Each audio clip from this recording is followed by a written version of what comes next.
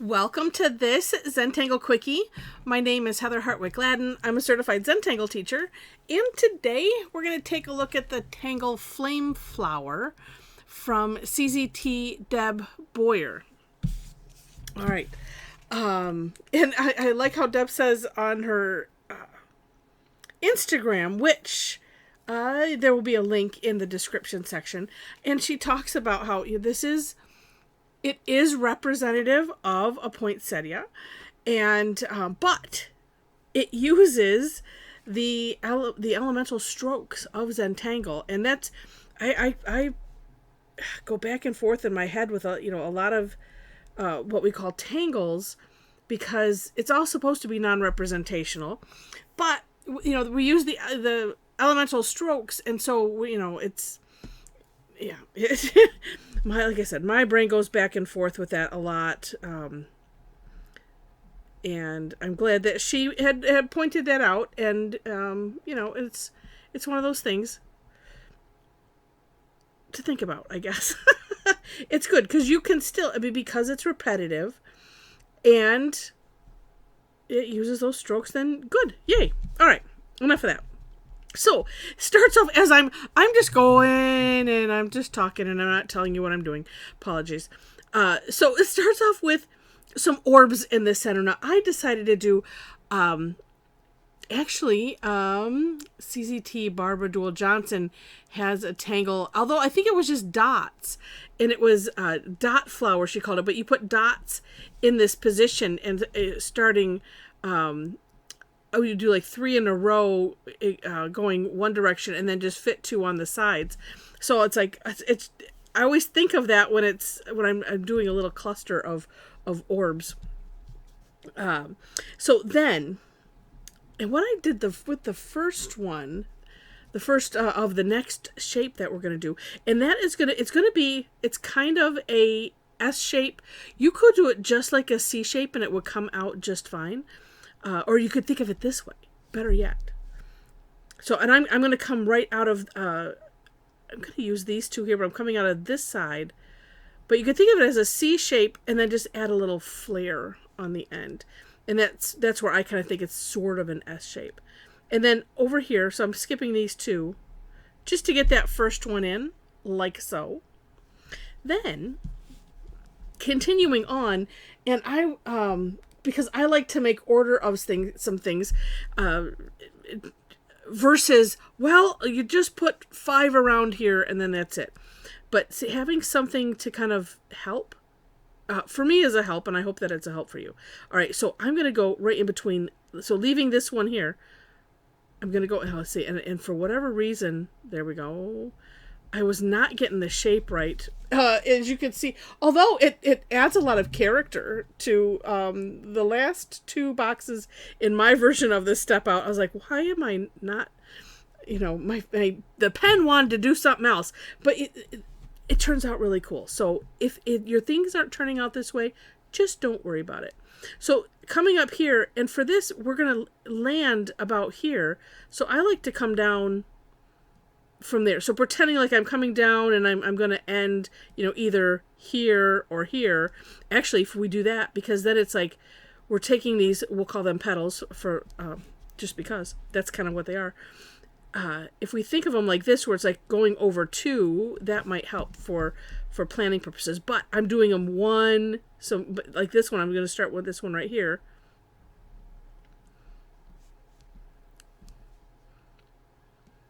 And then, okay, then I'm going to aim for here, sort of. So like as if I was coming on like that, but stopping at that line. I hope that makes sense. It's just like we're stepping, each petal, it's like, oh, we'll just go in between the next set of orbs. And that only works if you put 6 orbs like this.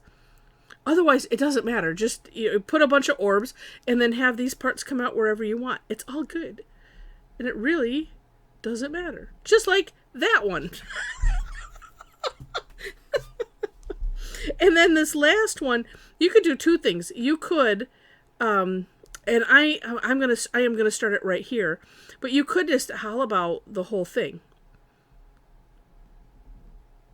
All right, and there we go. And like I said, however they turn out, it just adds character, and it's awesome. Now, one thing that I did change up, I took some artistic liberty and or license, and I decided to change up the steps, because this, you can grow this as big as you want, okay? And how you would do that is this way. So, as if we're drawing from the center, but we're not, you could just start about here and do the same type of shape, like that. So we're just like straddling those two. And then you can have fun with, how the size of these and things like that. Up to you. But like I said, and then if you want to do another round, I would just go between those two. Up to you, however much fun you want to have. And I highly recommend, as I'm doing, turn your towel, keep your hand in the same place, find, whatever helps you get the stroke the right way, and stick with it. And then we try to keep that. That's what gives us the meditative qualities. If we can do as much repetition as possible, that's what happens. All right, then what I did was the next step, I put in all of these. I don't know, the way my brain works, this is the way I wanted to do it, so I am. All right, so kind of in the center of all of these, you put like a little curve line, straightish line, whatever the pen wants to do. And then from either side, just some additional little curve lines wherever you want them. It's one of those, don't try to think too much about it. And I'm doing that first set first. You don't have to do that. This is akin to the Tangle Samson, which is a recent tangle that we did here. So if you want to take a look for that, you can. We're doing something else after that, but the beginning step is this. And however which direction you want to put these extra lines, you can. If I was aiming for the middle. If it doesn't end up there, that's okay too.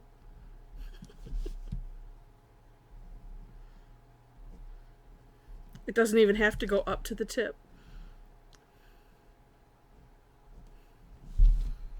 Like that. All right. And then for some shading. Now, here is my idea on this. Because we have some of these that are essentially tucked behind, right? So like here, so where we have this line that comes and stops, the rest of it is essentially tucked underneath. That's the hollow, right? So I'm putting some graphite on the outside.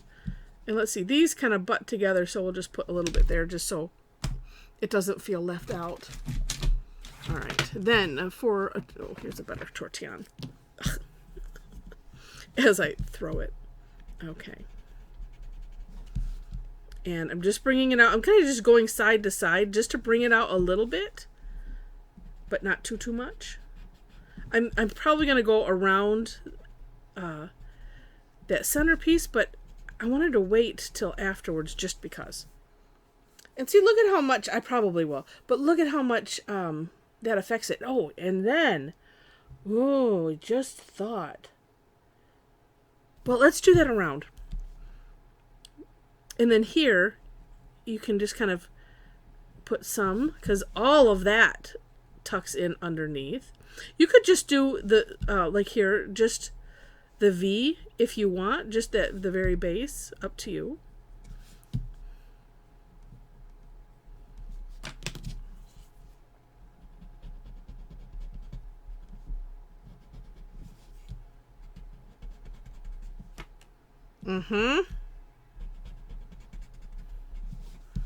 And, if you want the graphite to be a little light, you just use what's left on your tortillon every so often as well. Oh, that is neat. Now, here's a thought I was having. The question is, do I want to do it? The thought I was having is, I just don't know. I'm going to darken some of this though. Here is the thought was, could put graphite on one side of the line. And you know what? I think, because it just entered my head now, it might have been, it's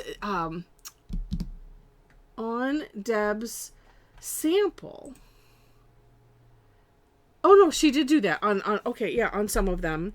And then she went out an extra layer and created something neat, kind of a fold over, more of a leafy type look. But yeah, she did that. Oh, it looks really neat. And did that. Yeah. So, it's up to you. Let's just see what it looks like. Let's do the outer. And I'm just using what's left on my tortillon. And when you do that, just spin it around a little bit, turn it, just because that way you get all of the graphite that's hanging on there. Oh, yeah. Okay, and then, see, and I don't want too much, so let's add, let's see if I can just spread it out a little bit.